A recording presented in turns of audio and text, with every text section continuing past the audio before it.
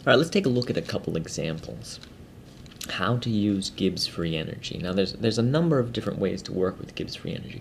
The simplest style of problems is the straightforward assessment of whether or not a reaction is spontaneous. Under the conditions given, is the reaction spontaneous? So let's just take a look at liquid water going to gaseous water, steam. Is that a spontaneous reaction? Okay, water boiling. It doesn't get much simpler than that. We've already looked at this example. Again, if we're just saying, is this spontaneous? Is it spontaneous or not?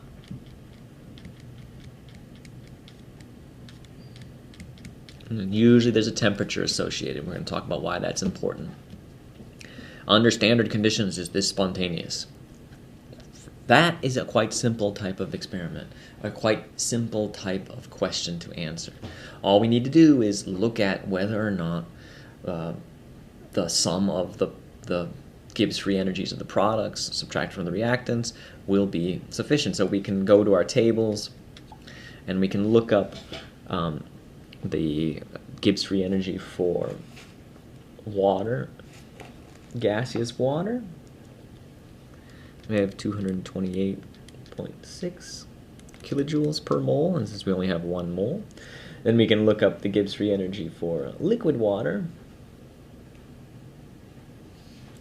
Negative 237.1 kilojoule. And so products minus reactants is for the liquid water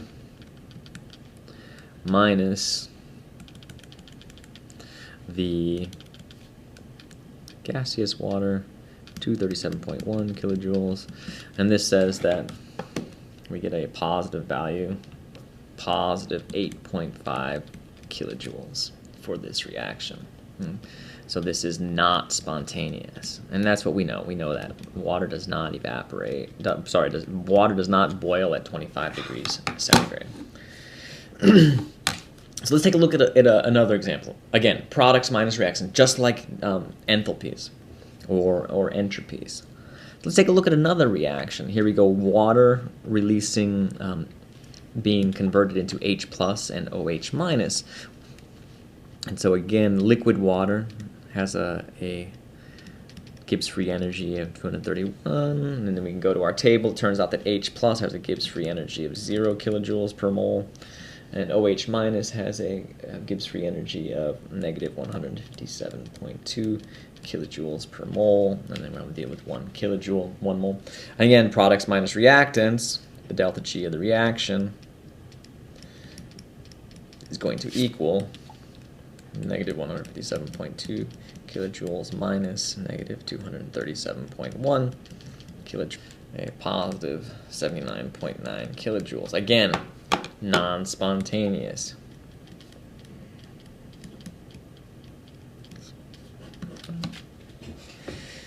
But I know what you're thinking. Actually, no, I don't know what you're thinking. What you should be thinking is the following. This reaction is the acid dissociation. This is KW. This is the autoprotonalysis of water. We know that this reaction takes place. Water spontaneously splits into H plus and OH minus. What's the deal, Dan? You're just telling me it's not spontaneous. When we do the Gibbs free energy calculation using just delta G, we're doing this under standard conditions. What that means is the assumption is that this is 1 molar, this is 1 molar, this is 1 molar. Atmosphere, 1 atmosphere of pressure, 298 Kelvin. All right. So these types of conditions, when water dissociates, it's not at 1 molar. So that's very important to remember. Concentrations of 1 molar, if you take 1 molar acid, 1 molar base, the actual reverse reaction would be spontaneous. Those would neutralize to form water. So we have to be cautious. Just because the Gibbs free energy is positive doesn't mean no reaction is taking place. Again, taking a look at our top example, water boiling to produce H2O gas. That reaction happens at 100 degrees C. We know this. But water also evaporates at much lower temperatures. Water is actually constantly evaporating. And so this liquid to gas transition is still taking place, albeit at a much smaller ratio than 1 molar gas or 1 atmosphere of gas. The boiling point, technically the boiling point of a liquid is when its vapor pressure, the pressure over the solution, is equal to atmospheric pressure, or 1 atmosphere. So in this case, it's not 1 atmosphere. So keep that in mind. Very typical using delta G's, figuring out whether it's spontaneous or not.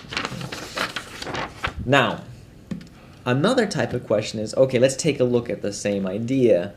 We have that H2O liquid going to H2O gas. It turns out that we can actually start to make predictions. At what temperature will this reaction be spontaneous? Well, will it be spontaneous at any... Will it be spontaneous at some other temp?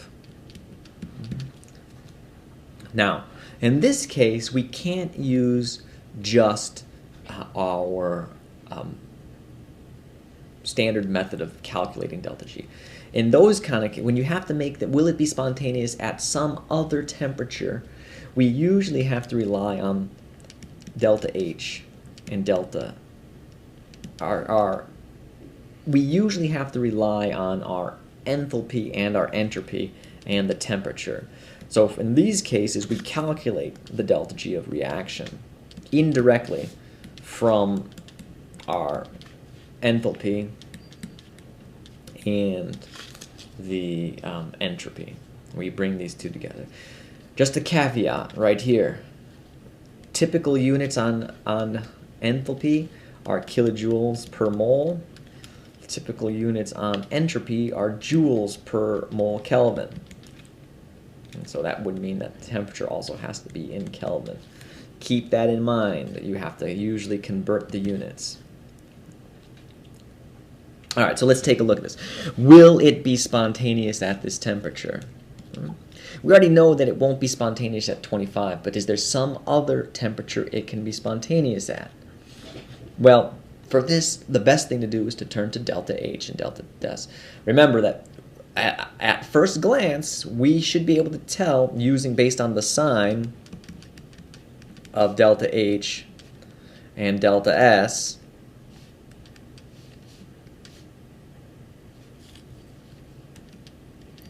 whether or not a reaction is always spontaneous, never spontaneous, or it flips spontaneity at some high or low temperature.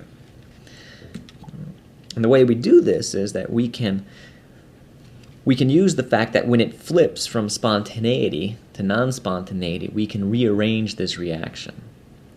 So first, let's assess whether delta H and delta S are, for this reaction, let's just use our massive chemistry background. All right, water boiling. We have to add energy. Right? Stove. All right. Well, that would suggest that this is a positive delta H. A liquid going to a gas, again, an increase in entropy, a positive delta S. These two things together strongly suggest that this reaction will be spontaneous at high temperatures and non-spontaneous at low temperatures. Why? Plug values into this delta G calculation. The only way this reaction can ever be negative is if the temperature is large enough to create a positive value here. This negative value has to cancel out that positive value for the delta H. This temperature is always positive. If this were positive and this were positive, and this were positive, the only way this negative number could ever be negative is this value was larger than the delta H for the reaction. So that's the qualitative aspect. We know that at some high temperature, 100 degrees C maybe, that this reaction will be spontaneous. So let's actually do a little more systematic. Calculate the delta H of reaction and the delta S of reaction. I'll let you do this. No, really calculate it. Go ahead.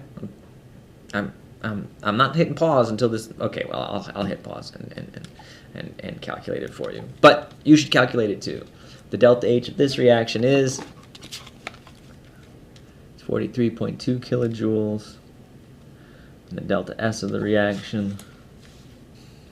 And so once we have those values, we can use the little trick is that we know this reaction, both of these, again, are our initial assessment. Both of them are positive. All right, good. That means that at some high temperature, the reaction will switch from being spontaneous, non-spontaneous to spontaneous. Water boils. So that temperature at which it switches from spontaneous to non-spontaneous is the equilibrium temperature. At equilibrium, delta G of a reaction will equal 0.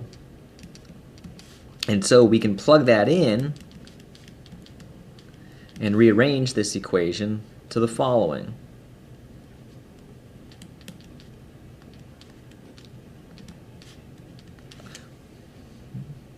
Again, with the correct units.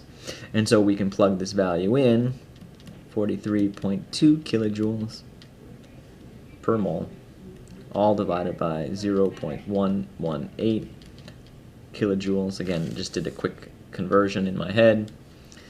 Gives us a temperature at which this reaction takes place, 366 Kelvin, which gives us a temperature of about 93 C.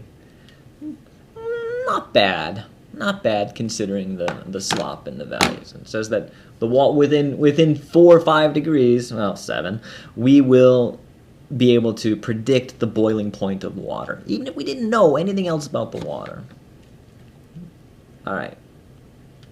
We can predict when this transition takes place. Again, in these sorts of situations, will it be spontaneous at some other temperature? You have to look at the enthalpies and the entropies together to get the information.